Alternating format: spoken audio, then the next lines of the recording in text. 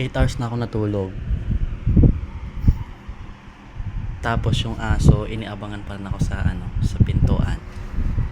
Nag-iingay siya.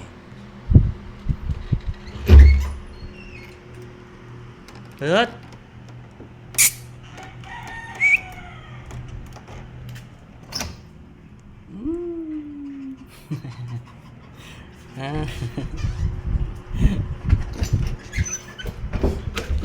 Ingay mo.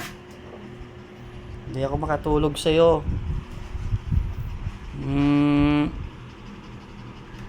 Ang ingay mo ha. Gusto niya lang ng kasama. Kaya siya maingay.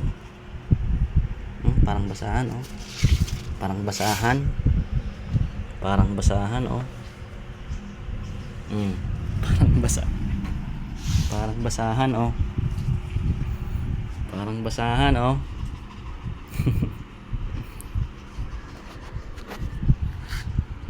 Parang basahan oh.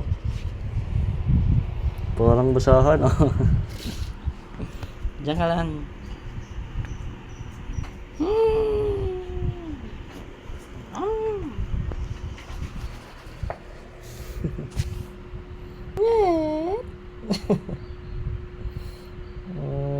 Tahimik ka na. Ingay mo.